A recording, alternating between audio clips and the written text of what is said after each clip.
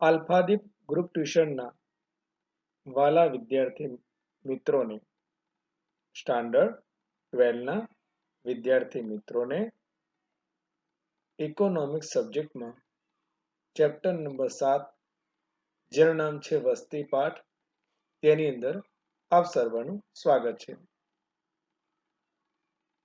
આલ્ફાદીપ group ટ્યુશનના આ જે પણ વિદ્યાર્થી મિત્રો છે, જેઓ સતત આ વિષયનો અભ્યાસ કરી રહ્યા છે, એટલે તેમને મારા વિષયની શુભકામનાઓ આપું છું. મિત્રો, હવે આપણે આગળનો ટોપિક જોઈશું. નો પ્રશ્ન છે, વસ્તી વૃદ્ધિના કારણો આપી ઊંચા જન્મદર માટેના કારણોની વિગતે ચર્ચા કરો.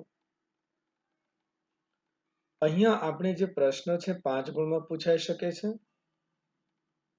કે વસ્તી વૃદ્ધિના કારણો આપી ઊંચા જન્મદર માટેના કારણો. વસ્તી વૃદ્ધિ માટે મુખ્ય 2 પરિબળ જવાબદાર છે.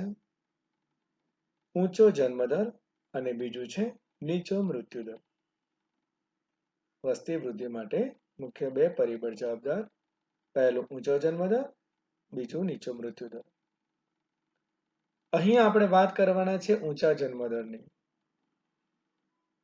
તો ઊંચા જન્મદર માટેના કારણોની ચર્ચા કરીશું. પરંતુ એ પહેલા તેનો અર્થ સમજીએ. ઊંચો જન્મદર કોને કહેવાય? એટલે કે જન્મદર કોને કહેવાય? અહીંયા જન્મદરનો અર્થ સમજવાનો છે. વર્ષ દરમિયાન દર 1000ની માનવ વસ્તીએ જન્મ પામતા બાળકોની સંખ્યાને જન્મદર કહે છે. વર્ષ દરમિયાન દર 1000ની માનવ વસ્તીએ જન્મ પામતા બાળકોની સંખ્યા, જેને જન્મદર કહેવાય. તો તેનું સૂત્ર છે જન્મદર બરાબર વર્ષ દરમિયાન જીવતા જન્મેલા બાળકોની સંખ્યા ભાગ્યા કુલ વસ્તી ગુણ્યા 1000. કારણ કે જન્મદર છે ને 1000 નીકળે છે. મિત્રો, તમને 1 ગુણમાં જન્મદરનું સૂત્ર પણ પૂછી શકે. ઘણા વિદ્યાર્થી મિત્રો ગુણ્યા 100 કરે છે, એટલે ધ્યાન રાખજો 1000 લખવાનું. બરાબર. ભારતમાં જન્મદરના આંકડાઓ પરથી કહી શકાય છે કે 1951માં જન્મદર 39.9 હતો, જે 18.1 જેટલો ઘટીને 2011માં થઈ ગયો 21.8. તો તેનો અર્થ એ થાય કે આપણા દેશમાં જન્મદરમાં ઘટાડો થયો છે. 39.9ની સ્થાને 21.8 થયો છે. પરંતુ મિત્રો, આમ જોઈ શકીએ, ભલે ઘટાડો તો થયો છે, પરંતુ દુનિયાના વિકસિત દેશોની તુલનામાં જન્મદર ખૂબ જ વધારે કહી શકાય. વિકસિત દેશોમાં તો જન્મદર 2 છે, 5 છે, 6 છે, ઓછો જોવા મળે છે. ચીનમાં પણ 10નો છે. બોલો. એટલે આપણે ત્યાં ખૂબ જ વધારે કહી શકાય. તો આમ છતાં દેશની વસ્તી 2011માં 121.02 કરોડ થઈ છે. જો આ પ્રમાણે દેશમાં જન્મદર રહેશે તો 2025 સુધીમાં, વર્ષ 2025 સુધીમાં દેશની વસ્તી 139.98 કરોડ થશે. 139.98 કરોડ થશે. મિત્રો, તમે અત્યારે પણ કદાચિત ઇન્ટરનેટનો યુઝ કરતા હોય એટલે જોઈ લેજો. હાલમાં જ ભારતની વસ્તી 137 કરોડ પહોંચી ગઈ છે. તો ભલે આ અંદાજ હતો એ સમયે, પરંતુ એવું કહી શકીએ આનાથી પણ વધી જશે વસ્તી દેશની. ઊંચા જન્મદરના કારણો. પહેલા જોઈશું સામાજિક કારણો. તેના કારણોને આપણે જુદા જુદા ભાગમાં વહેંચ્યા છે. પહેલા આવશે સામાજિક કારણો. એમાં પહેલું છે સાર્વત્રિક લગ્ન પ્રથા. ભારતમાં લગ્નને ધાર્મિક સંસ્કાર માનવામાં આવે છે. હિન્દુ ધર્મમાં માણસના જીવનના 16 સંસ્કાર ગણવામાં આવે છે, જેમાંથી લગ્નને ધાર્મિક સંસ્કાર માનવામાં આવે છે. લગ્ન ન કરનાર વ્યક્તિને શંકાની દ્રષ્ટિએ જોવામાં આવે છે. ધારો કે જે વ્યક્તિ લગ્ન ન કરતા હોય તો તેને શંકાની દ્રષ્ટિએ જોવામાં આવતા હોય છે. તેમાંથી બચવા માટે દરેક સ્ત્રી પુરુષ દિવ્યાંગ એટલે શારીરિક માનસિક ખોડખાપણ વાળા લગ્ન ગ્રંથિથી જોડાય છે, કારણ કે સંસ્કાર માનવામાં આવે છે. એટલે તો આમ સાર્વત્રિક લગ્ન પ્રથાથી જન્મદર ઊંચો જાય છે. દરેકને લગ્ન કરવા પડે એટલે જન્મદર ઊંચો રહે છે. બીજું કારણ છે નાની ઉંમરે લગ્ન અને વિધવા પુનઃ લગ્ન.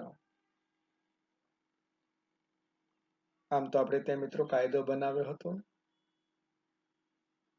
બાળ લગ્ન પર પ્રતિબંધ, છતાં પણ એવું કહેવાય છે ભારતની અંદર સામાજિક પરંપરાઓ કેટલીક એવી હોવાના કારણે હજી પણ દેશના અંતરિયાળ વિસ્તારોમાં બાળ લગ્ન જોવા મળે છે.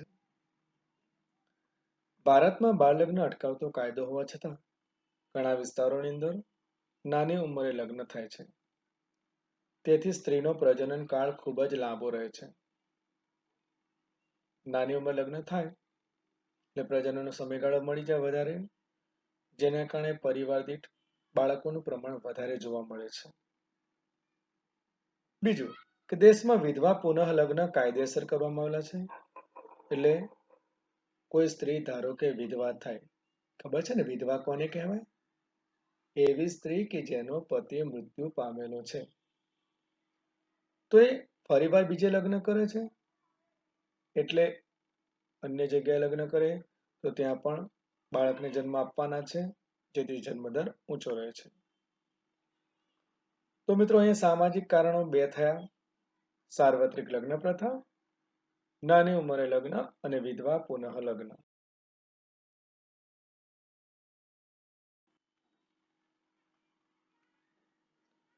ત્રીજું છે પુત્ર પ્રાપ્તિની ઘેલછા.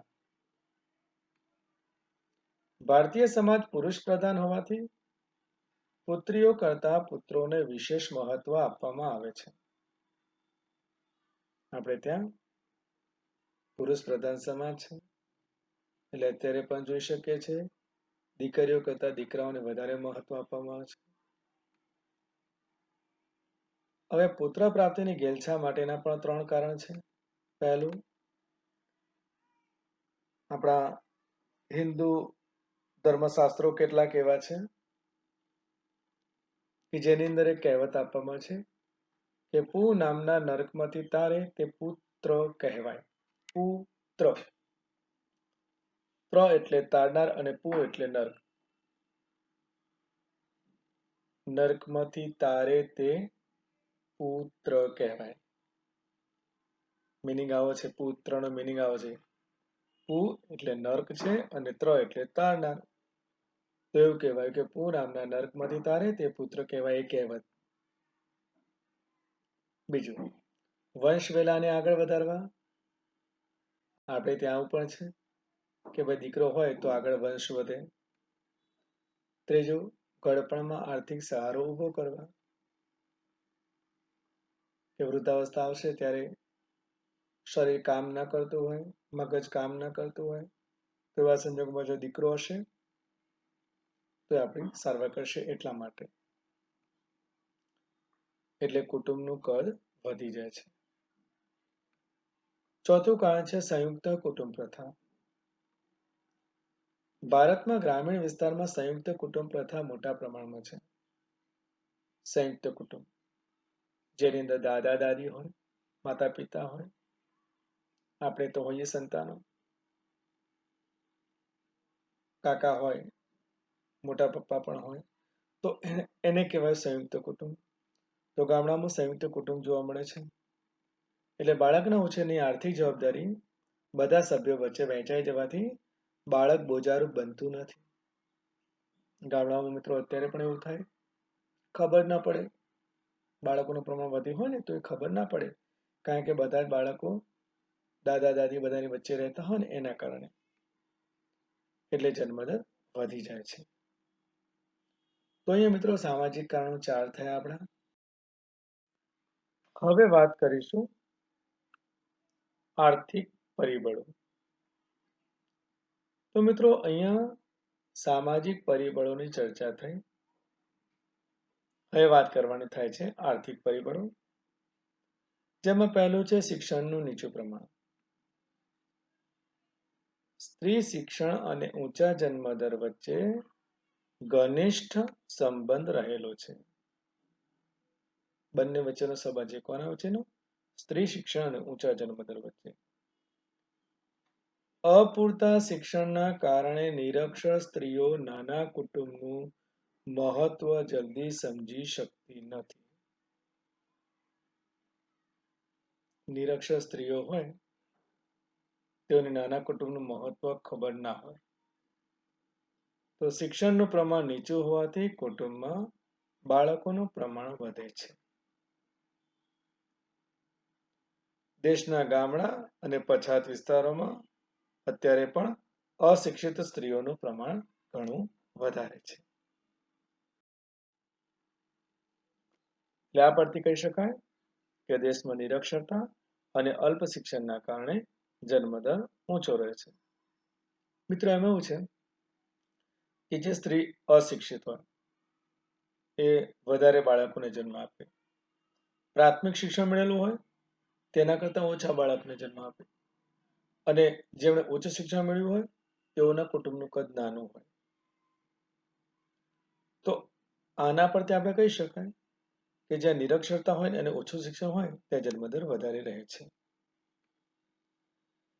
બીજું છે આવકની નીચી સપાટી.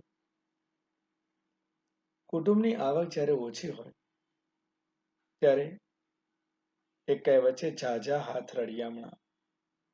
એ ન્યાય વધારાના બાળકનું આગમન જવાબદારી નહીં પરંતુ અસ્ક્યામત બને છે. અસ્ક્યામત એટલે મિલકત. ગરીબ કુટુંબ હોય ને તેમાં બાળક છે ને એ મિલકત કહેવાય. ક્યાંક એમને કેવું હોય કે બાળક મોટું થશે એટલે ભવિષ્યમાં નોકરી કરશે જેથી તેને રોજગારી મળશે. એટલે આના કારણે પણ અહીંયા બાળકોનું પ્રમાણ વધારે જોવા મળે. કારણ કે બાળક ભવિષ્યમાં કુટુંબની આવકમાં વધારો કરશે તેવી આશા રાખવામાં આવતી હોય છે. તો અહીંયા બેટા બીજા આર્થિક પરિબળો 2 થયા. ત્રીજું છે બાળ મૃત્યુ દરનું ઊંચું પ્રમાણ. ભારતમાં વિકસિત દેશોની તુલનાએ બાળ મરણનું પ્રમાણ વધારે છે. મિત્રો ખબર છે બાળ મરણ કોને કહેવાય? વર્ષ દરમિયાન જેટલા બાળકો જન્મે છે તેમાંથી મૃત્યુ પામતા બાળકોનું પ્રમાણ એને કહેવાય બાળ મૃત્યુ દર. દર 1000 માનવ વસ્તીએ જન્મતા બાળકોમાંથી એક વર્ષ દરમિયાન જેટલા બાળકો મૃત્યુ પામે તેને કહેવાય બાળ મરણ. 1951માં બાળ મરણનું પ્રમાણ હતું 146. 1000 બાળકો જન્મતા જેમાંથી 146 બાળકો મૃત્યુ પામતા હતા, જે અત્યારે ઘટીને 2011માં 41.40 થયું છે. દેશમાં એક તો ગરીબી, બીજું દીકરીના જન્મની ઉપેક્ષા, પોષણયુક્ત આહારનો અભાવ. પોષણયુક્ત આહાર નથી મળતો, સ્ત્રીઓની વારંવાર થતી કસુવાવડ, મિસકેરેજ થાય, ઉછેરની જૂની માન્યતાઓ છે, આરોગ્યની સગવડનો અભાવ, 2 બાળકોના જન્મ વચ્ચેનો ઓછો સમય. આવા કારણના લીધે બાળકોનું વધુ મૃત્યુ થતા વધારે બાળકોને જન્મ આપવામાં આવે છે. તો અહીંયા જોઈ શકીએ છીએ કે બાળ મરણ વધારે છે એટલે પણ બાળકોનું પ્રમાણ વધારે હોય છે, જે ઊંચા જન્મદરમાં પરિણમે છે. હવે ત્રીજા આવશે અન્ય પરિબળ. ખ્યાલ આવે મિત્રો? ઊંચા જન્મદરના 3 પરિબળ: સામાજિક, આર્થિક અને અન્ય. અન્યમાં પહેલું છે ઊંચો પ્રજનન દર.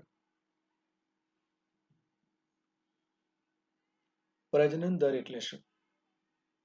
વર્ષ દરમિયાન 15 થી 49 વર્ષની વય ધરાવતી દર 1000 સ્ત્રીઓની કુખે જીવતા જન્મેલા બાળકોની સંખ્યાને પ્રજનન દર કહે છે. 15 થી 49 વર્ષની ઉંમર ધરાવતી 1000 સ્ત્રીઓની કુખે જીવતા જન્મેલા બાળકોની સંખ્યા, જેને પ્રજનન દર કહેવાય.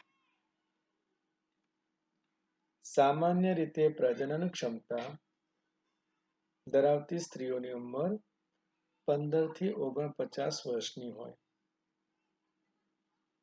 મિત્રો, આપણે અગાઉ વાત કરી ચૂક્યા કે દેશમાં બાળ લગ્ન થાય છે એટલે પ્રજનનનો સમય વધી જાય. 1961માં આ વય જૂથમાં આવતી સ્ત્રીઓમાં સરેરાશ જીવિત બાળકોનું પ્રમાણ 6 હતું. જીવિત બાળકો, મિત્રો, મૃત્યુ પામેલા છે એ નથી જોતા. સરેરાશ જીવિત બાળકોનું પ્રમાણ 6 હતું, જે 2011માં ઘટીને 3 થયું. મતલબ હજી પણ પ્રજનન દર વધારે જ કહી શકાય. તો તેના માટે 2 પરિબળ જવાબદાર છે. ઊંચા પ્રજનન માટે 2 પરિબળ જવાબદાર છે. પહેલું છે નાની ઉંમરે થતા લગ્નો. નાની ઉંમરે લગ્નો થાય છે એટલે મહિલાઓમાં માતૃત્વ ધારણ કરી શકવાનો સમયગાળો લાંબો જોવા મળે છે. અને બીજું છે માતૃત્વ ધારણ કરી શકે તેવી મહિલાઓમાં અપરિણિત સ્ત્રીઓનું પ્રમાણ ઓછું છે. આપણે ત્યાં મિત્રો કહેવત છે, ડોસો કુંવારો મરે પણ ડોસી કુંવારી ન મરે. મતલબ કે સ્ત્રીએ તો ફરજિયાતપણે લગ્ન કરવા જ પડતા હોય છે, જેના લીધે પ્રજનન દર ઊંચો જોવા મળે છે. અને અન્ય પરિબળમાં છેલ્લું છે કુટુંબ નિયોજન અંગેની માહિતીનો અભાવ. કુટુંબ નિયોજન એટલે શું? આયોજિત માતૃત્વ અને પિતૃત્વ દ્વારા કુટુંબને સમજપૂર્વક મર્યાદિત રાખવું અને 2 બાળકો વચ્ચેની યોગ્ય સમય મર્યાદા નક્કી કરવી તેને કુટુંબ નિયોજન કહે છે. આયોજિત માતૃત્વ અને પિતૃત્વ દ્વારા કુટુંબને સમજપૂર્વક મર્યાદિત રાખવું અને 2 બાળકો વચ્ચેની યોગ્ય સમય મર્યાદા નક્કી કરવી તેને કહેવાય કુટુંબ નિયોજન. દંપતી ઈચ્છે ત્યારે બાળક મેળવી શકે તે કુટુંબ નિયોજનનો મુખ્ય હેતુ છે. ભારતીય સમાજમાં એક તો વ્યાપક ગરીબી છે, સામાજિક રીત રિવાજો, હમણાં કહ્યું ને, પુત્ર પ્રાપ્તિની ઘેલછામાં જોઈ લીધું, ધાર્મિક માન્યતાઓ અને શિક્ષણનું નીચું સ્તર, એના કારણે કુટુંબ નિયોજન સામે અવરોધો ઊભા થયા છે. કુટુંબ નિયોજન માટેના વિવિધ ઉપાયો અને તે માટેના સાધનોની જાણકારીનો અભાવ પણ તેમજ આવા સાધનનો અપૂરતા પ્રમાણના લીધે જન્મદરનું પ્રમાણ ઊંચું રહે છે. તો મિત્રો, અહીંયા આપણે વાત કરી ચૂક્યા ઊંચા જન્મદર માટે જવાબદાર કારણો. આશા રાખીએ છીએ તમને આ ટોપિક પૂરેપૂરો ખ્યાલ આવી જ ગયો હશે.